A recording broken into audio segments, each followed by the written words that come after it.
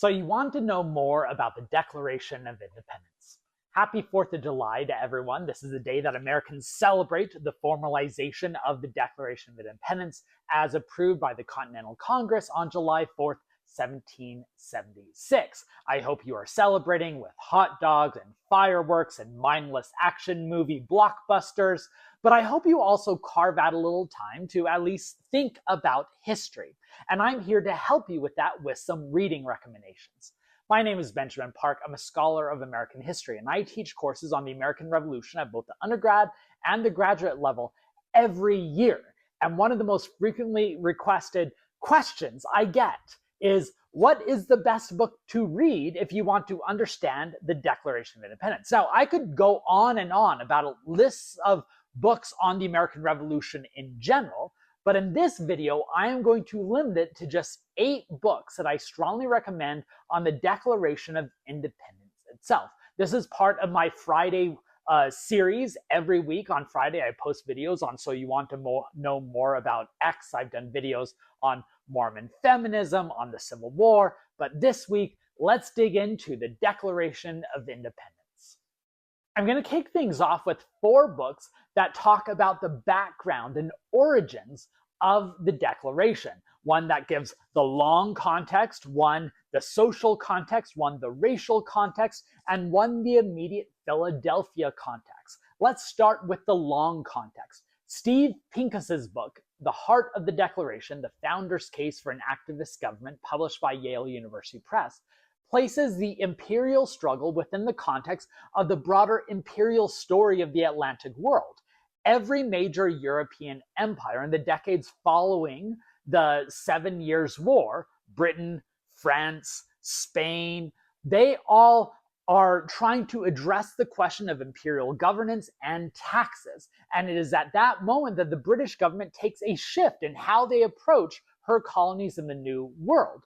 Pincus's book argues that at the heart of the colonist revolt was a disagreement over the role of federal intervention, actually arguing for a government that was much more activist and involved rather than the extractionist policies of the British Empire. Now, I don't agree with everything in Pincus's book, but I think it helps in casting our eyes broader of what type of government were the members of the Continental Congress declaring independence from in July of 1776. The second book is Pauline Maier's American Scripture, Making the Declaration of Independence, published by Knopf a couple of decades ago.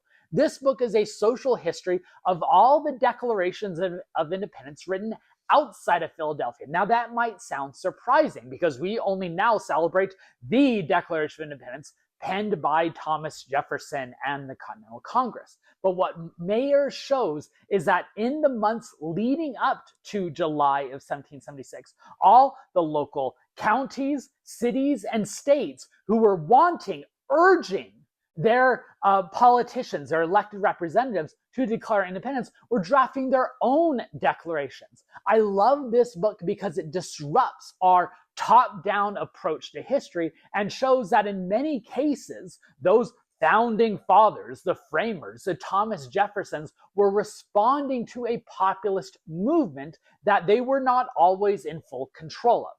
The third book is on race, Robert Parkinson's 13 Clocks, How Race United the Colonies and Made the Declaration of Independence. This is a brief, very readable, and very provocative book that traces the story from the shots fired at Concord and Lexington in the spring of 1775, all the way to America declaring independence in July of 76. What led this from a battle of resistance, of just a debate within the British Empire, to a war for independence? Well, to make that happen, and using a famous quote from John Adams, 13 clocks had to strike at once, meaning all these 13 colonies had to get on board a unified message that could bind them together against a common foe. And in Parkinson's telling, he digs into all the colonial newspapers to actually see what were they reading and writing at the time. And guess what? In constructing a coherent identity that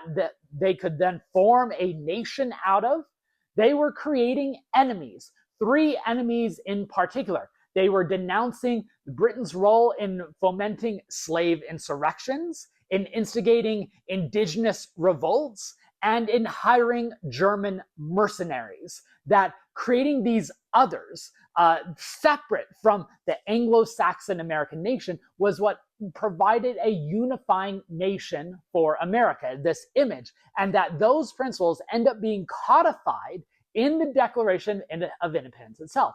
Remember, Thomas Jefferson wrote these lists of grievances that were much more important than the philosophical arguments that that begin and end, that frame the Declaration. These grievances, in which Thomas Jefferson is saying why we are declaring independence, they build on one another, and they culminate in denouncing the British Empire over their instigation of slave insurrections, of fomenting indigenous revolts, and in hiring German mercenaries. So that story of racial distrust and race war and white grievance was at the heart of the story. This isn't some woke modern day reinterpretation. That's in the sources themselves, because that's what happens when you look at the newspapers from 1776. One final book on origins, and this gives in the immediate climate. William Hogeland's Declaration, The 9 Tumultuous Weeks When America Became Independent, published by Simon & Schuster,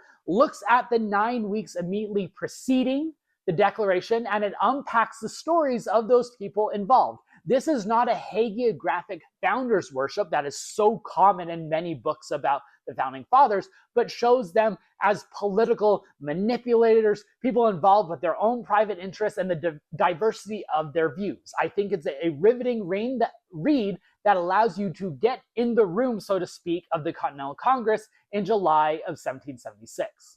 But what about the Declaration of Independence itself, the draft written by Thomas Jefferson, refined by the committee that was assigned to write it, and then revised by the broader Continental Congress? While I don't love this book, I really enjoy Garry Wills's book, Inventing America, Jefferson's Declaration of Independence, which digs into Jefferson's own ideological background, his reliance on Scottish common sense philosophy, and how those principles of political governance make it into America's founding scripture, so to speak. So if you want a intellectual history of Jefferson and a textual analysis of the Declaration itself, I really recommend Garry Wills's Inventing America.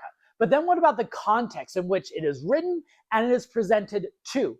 For that, I strongly recommend David Armitage's book, The Declaration of Independence, A Global History, published by Harvard University Press. Armitage, a global intellectual historian, talks about how the Declaration was meant for a global audience. That was its primary goal, to convince all these foreign nations that they should support America in its independence quest from the British Empire. So as a result, the Declaration is at its heart a recommendation, a plea for America, the United States, to be accepted into these global worlds of empires and nations. And so in this very brief, very readable book, Armitage shows what the world looks like through the lens of the Declaration of Independence, and then how the world received the Declaration of Independence in the immediate aftermath, and then how it influences other nations in crafting their own declarations of independence. And the final section of the book actually gives a litany of all these other declarations of independence written across the globe in other contexts that were influenced by Thomas Jefferson's original draft.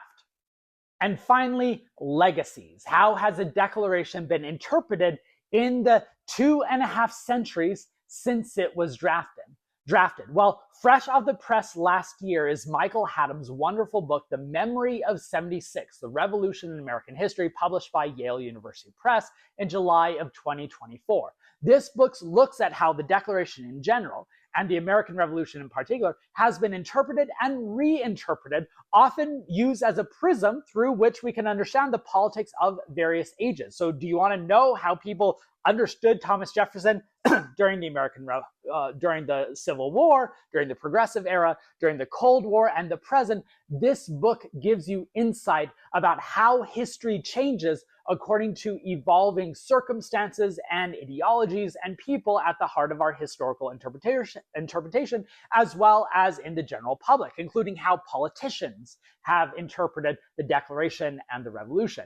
And also, I strongly recommend Danielle Allen's Our Declaration, a reading of the Declaration of Independence in Defense of Equality, published by Live Right, which is not just a historical reinterpretation of the debate surrounding the Declaration and showing how equality was a primary motivator for at least some who were fighting for independence, but also how we in the 21st century can utilize those arguments and appropriate those beliefs and debates for our present issues. In other words, taking the Declaration of Independence out of 1776 and making it meaningful for Americans in the 21st century.